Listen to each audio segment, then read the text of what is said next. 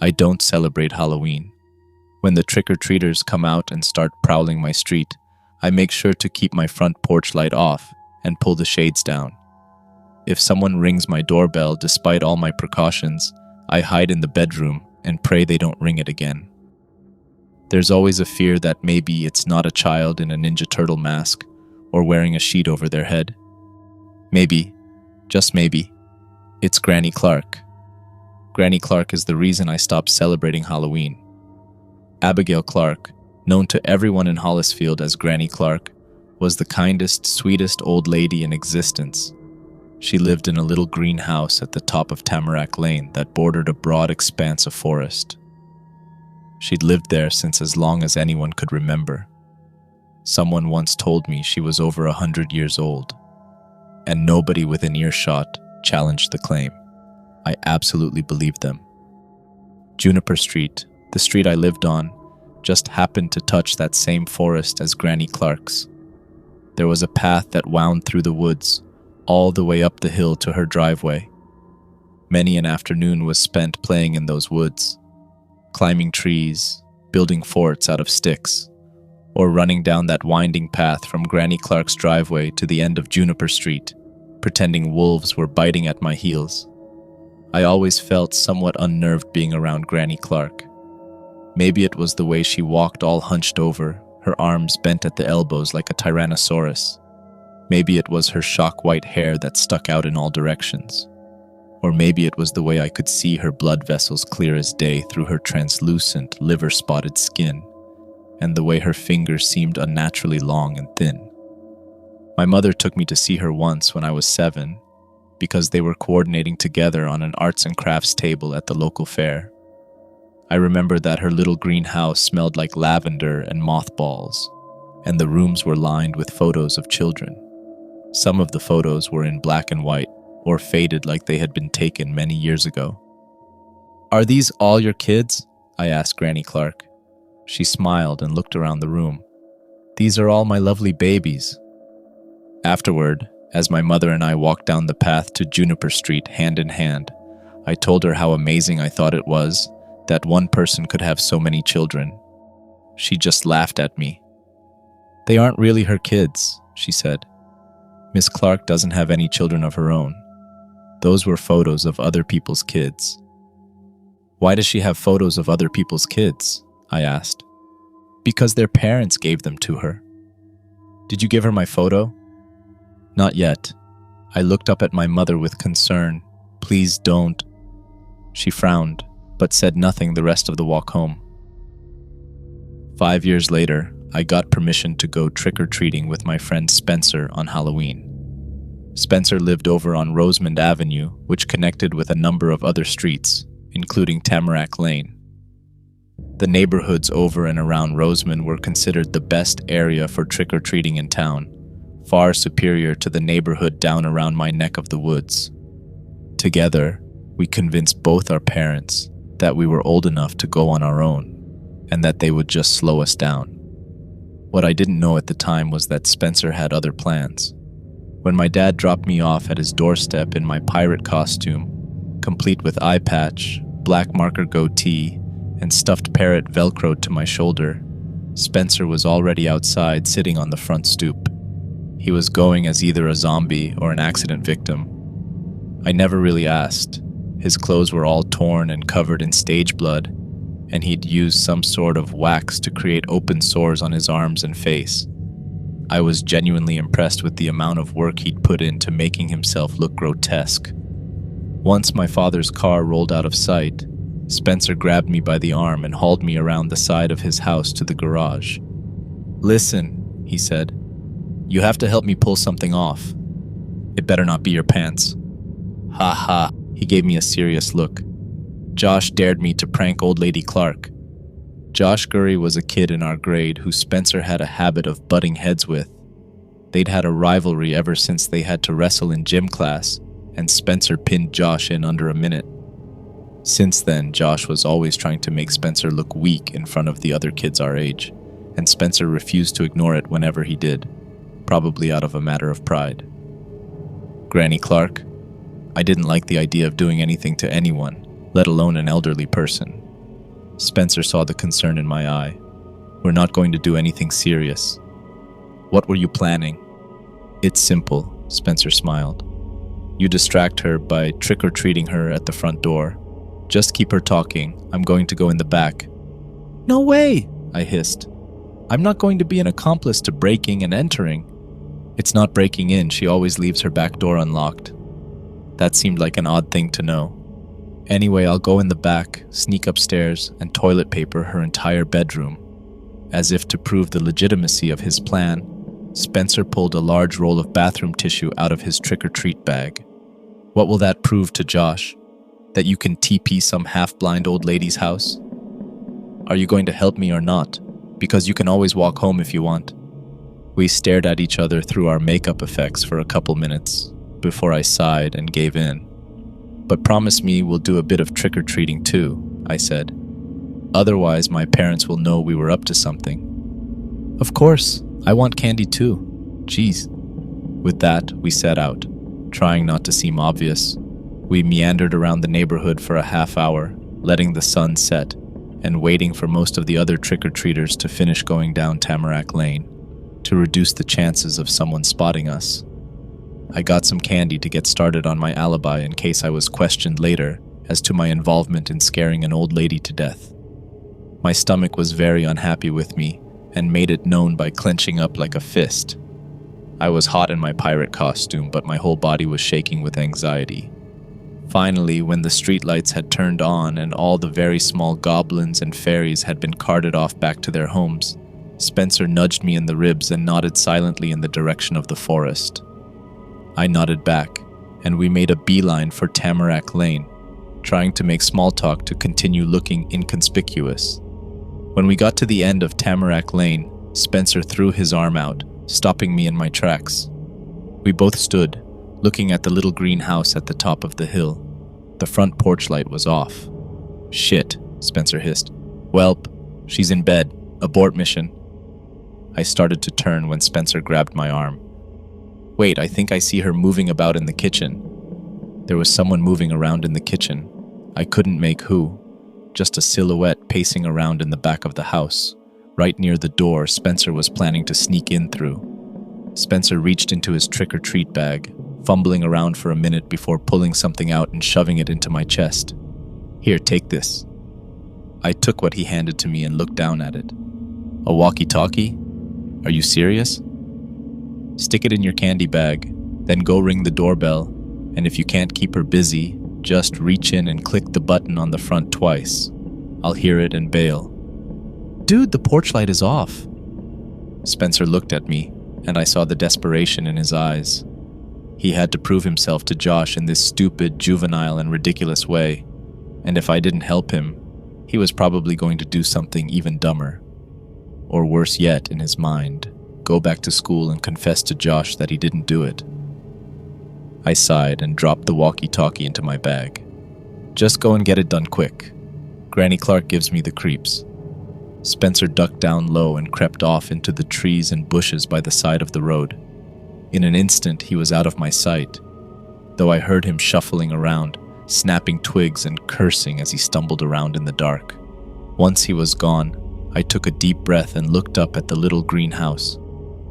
It seemed bigger suddenly, and a darker shade of green, though I knew it was more my mind playing tricks on me than anything. Through the window, the silhouette of Abigail Granny Clark shuffled about in her kitchen, occasionally disappearing out of sight around the corner, only to shuffle past in the opposite direction a moment later. I ascended the front porch steps, my right hand sliding into the candy bag to feel the walkie-talkie and make sure it was face up for easy access to the emergency button on the front. My pirate makeup was probably starting to run down my face due to the sudden sweat I'd built up on my forehead. The stuffed parrot on my shoulder felt like it was getting heavier. Somewhere deep inside me, a little voice was whispering, "I don't want to be here," over and over again. I felt certain I was going to hurl at any second. "Time to nut up or shut up," I whispered to nobody. My finger wouldn't push the doorbell button. It hovered there in front of it for a solid minute, just trembling in fear. Then the walkie-talkie in my bag squawked once, loudly, and I clutched my chest as my heart lurched. Okay. I snarled quietly through gritted teeth at Spencer, who I knew was sending me a signal. I rang the doorbell. The sound of busy work inside the house stopped. I hadn't really been paying attention to the banging and thumping going on inside, but when silence passed over the house, I became horribly aware of the noises that had been going on as I approached. A sliding sound, followed by another thump, then a louder thump. Should I ring the bell again? I thought. Footsteps answered my question. Heavy, slow footsteps coming to the front door.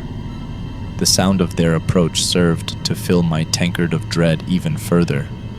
There was a hesitation in them, like Granny Clark wasn't sure what to do. Or maybe she was waiting to see if I'd leave. Please don't make me ring the bell again. The porch light came on, and I froze. It was like being cast suddenly in a spotlight. There I was, for all to see.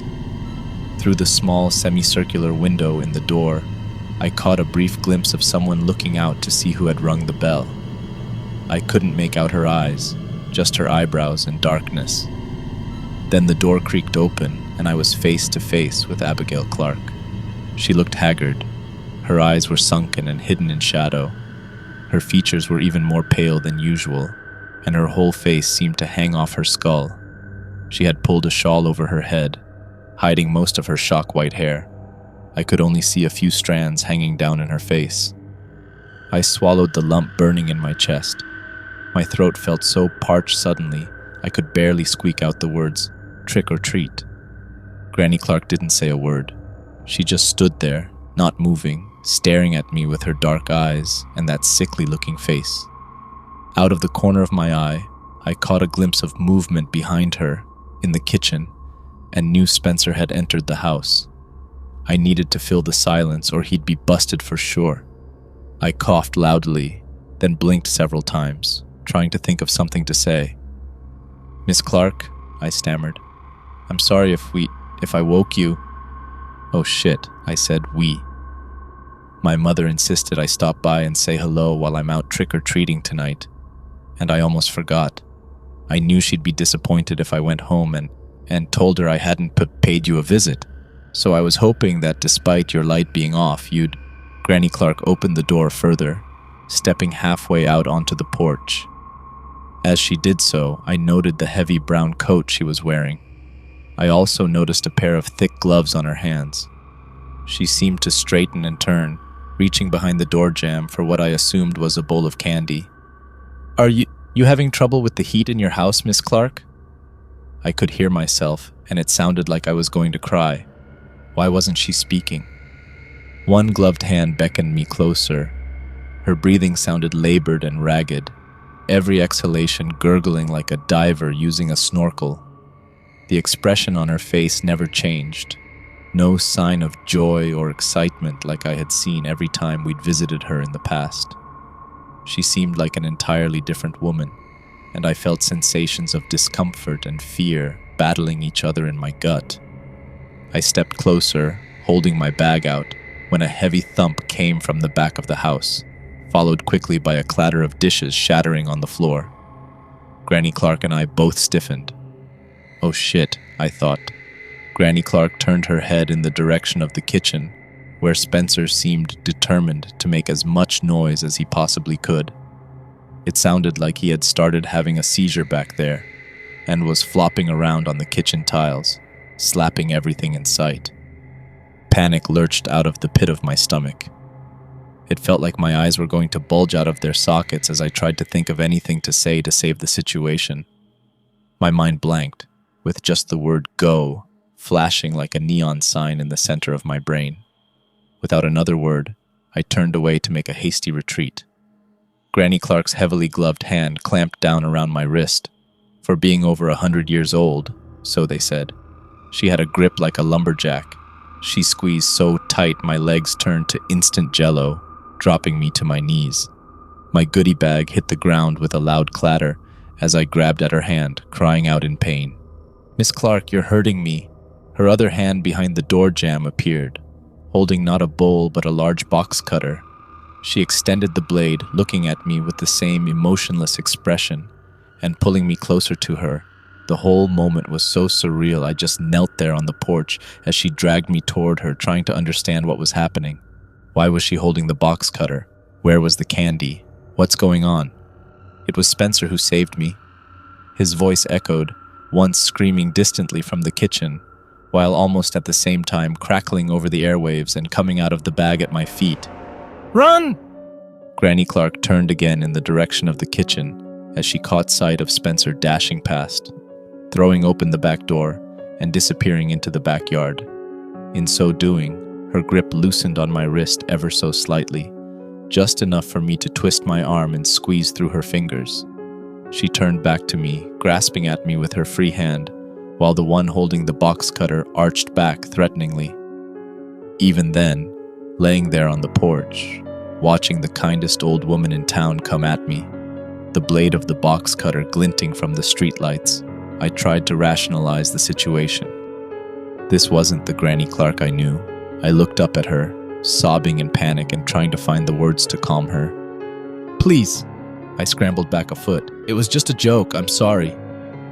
The left half of Granny Clark's face seemed to sag like it was melting. Her eye looked funny, droopy. The guttural breathing suddenly sounded more like a snarl, feral and angry.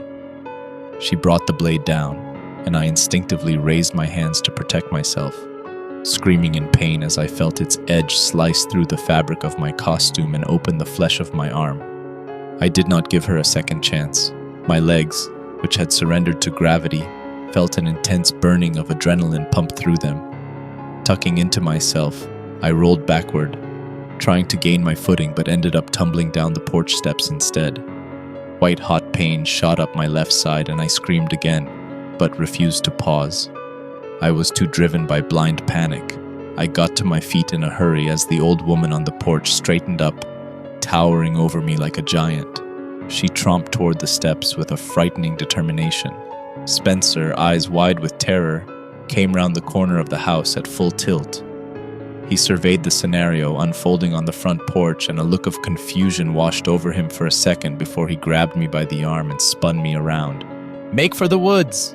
And with that, he was off like a shot, sprinting to the end of the driveway where the forest started. I ran hot on his heels, my arm and my head both throbbing. Dizziness and nausea swept over me, and I tripped over my feet, colliding with the side of Granny Clark's car and pausing for the briefest of moments to vomit down the side of it. How had everything gone so wrong? Before I could collect my thoughts, I heard the heavy thud of boots and, looking back, saw Granny Clark's hulking form lurching toward me. Silhouetted by street lamps in her heavy coat with the shawl over her head, she looked massive, like a lumbering horror, hell-bent on my destruction. Nobody's going to believe this. Even I don't believe it, and I'm seeing it, I thought. I shook it off and bolted for the tree line. I knew if I could just make it to Juniper Street, I'd be safe. The trail was a windy quarter-mile, but it was all downhill, and I had enough terror-based energy pumping through my veins to keep me going. I'd run that path for years, and knew every gnarled root that might trip me up, every change in the angle of the descent, every curve to avoid a tree in the dark. Just get home. The moon was out, and it was filtering through the branches, making beams in the dust kicked up by Spencer before me. It highlighted the path and cast the forest in a creepy blue hue. Everything around me seemed to glow. If I hadn't been running for my life, I might have stopped to take it in. The adrenaline coursing through me made time seem like it was slowing down. Every footfall felt like I was slogging through thick mud. I have never been as perfectly attuned to my senses as I was sprinting through the forest that Halloween. I could hear everything around me, my breath coming out slow and focused, my heart thumping in my ears, the snapping of branches further down the path as Spencer, less familiar with the way, ran ahead, and the heavy clumping of someone coming down the trail behind me. I turned to look.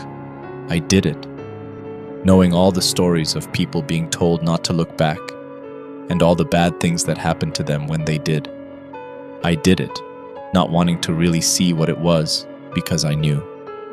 I did it, and all my hopes of making it home disappeared in a flurry of wings like a flock of startled pigeons. Granny Clark was right behind me, thundering down the trail like a rampaging elephant. She was a good 20 paces back, but I could see her perfectly in every sliver of moonlight we both ran through. The most frightening thing about her was the look on her face. It wasn't one of anger or even of determination. In fact, there was no expression whatsoever. Her eyes were dead.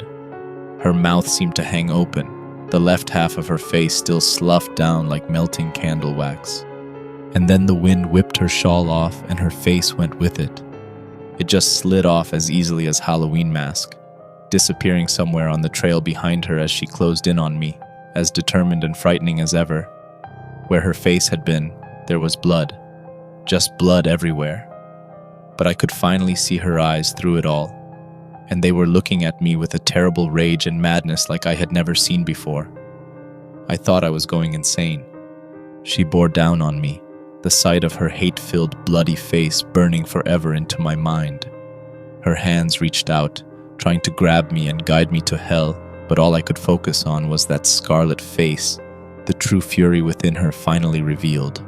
There was a sharp turn in the path, and I slowed for only a fraction of a second to make it. Granny Clark was not as familiar with the trail, her momentum driving her straight on. Her fingers licked past the back of my head and wrapped around the stuffed parrot on my shoulder. She tore it off just as she barreled headlong into the trees behind me, crashing to a stop with violent abruptness and then silence. She can have the parrot, I thought. When I burst out of the woods and onto the tarmac of Juniper Street, I was moving like all of hell was on my heels. Ahead, I saw Spencer slowing, trying to catch his breath as he reached the driveway to my house. Somewhere along the way, he had lost his own trick-or-treat bag and most of his makeup had run off. "Don't stop!" I screamed at him. He turned, seeing me hurtling down the road, and hurried up to the front door, banging on it and shouting. I dashed up the front sidewalk, shoving him aside and throwing my shoulder into the door, having enough sense to just turn the knob and open it. We fell over each other in the landing and Spencer kicked futilely, trying to close it behind him. I climbed over him and slammed it shut, then deadbolted it and leaned my full weight against it and broke down into tears while clutching my arm. "Jesus Christ!" Spencer yelled. We both started shouting over each other, neither one listening to the other until my mom and dad, hearing the commotion, ran in from the living room to find us yelling and bloody. They looked us over with mild annoyance until my mom saw my shirt soaked red with blood and her eyes bugged out. "What the hell happened?" she yelled at us. I sobbed. My mind retraced through everything that I had just witnessed. Her face. They took her face. It came right off. Both my parents looked equal parts concerned and nonplussed. I could tell they thought we had just spooked ourselves and gotten hurt running away. I waved my hands at Spencer to silence him, then told them everything. As my story unfolded, their expressions vacillated between doubt, anger, and concern. Honestly, telling them that Granny Clark attacked me with a knife and then chased me through the woods before her face peeled off, I had a hard time believing it myself. When I finished, Spencer told his side. When I went in through the back door, I could see Will and what I thought was Granny Clark at the front door. I tried to creep around to the stairs, but I tripped over a pair of legs. Miss Clark's legs. She was lying in the food pantry. I'd never seen Spencer cry before, but his eyes welled up with tears as he continued. Her face was missing. I could see all the stuff underneath. They had pulled it all right off, just like peeling an orange. Jesus, Mary and Joseph, they took her face. My mom disappeared into the kitchen, where I could hear her using the phone to call the police. My father stood there, shaking his head in disbelief at us. Spencer and I locked eyes. "That wasn't her." Spencer's voice cracked. "I realized it wasn't her on the porch, and I told you to run. I'm so sorry." I hugged him, forgetting the pain in my arm for a moment, as he balled his fists up in my shirt and buried his face in my chest, adding his tears to the blood and sweat I was thoroughly soaked in. "I'm so sorry." When the police got to Abigail Clark's house, they found her just as Spencer had described. Her throat had been slit and all the flesh on her face had been removed. They also found that whoever had murdered her had torn up the carpeting in her living room and started pulling up floorboards, apparently looking for something. They suspected that the killer had heard a rumor that the old lady had a fortune hidden in the walls or floor of her house. We'd all heard that rumor before, but nobody in town really believed it. In the woods, they found the remains of her face, cut from ear to ear and worn like a mask. They also found my stuffed parrot lying in the leaves by a blood-covered tree at the turn that had saved me. One of the branches on the tree was snapped and dripping with the stuff. Even more blood was found where the path opened out onto Juniper Street, but after that, the trail went cold. They found the killer a day later, an unemployed carpenter from 2 towns over with a history of violence. He checked into the hospital with a gouged-out eye, claiming he had accidentally impaled himself while hanging a picture. Apparently, his blood work came back with 2 different types on him, one of which was identified as belonging to Abigail Clark. Thankfully, he confessed, saving the police from having to ask Spencer or I if we could identify him. Neither of us would have been able to, and neither of us wanted to ever see him again. I do see him, though, regularly. Whenever the scar on my arm flares up and my dreams become of running down that moonlit trail in the woods with him just 10 steps behind me. Of course, the face I see isn't his. It's always Granny Clark's face, devoid of emotion, yet every step filled with that angry determination of catching me and putting me in the ground. Granny Clark, the most beloved person Hollisfield has ever known, is the monster that haunts my worst nightmares.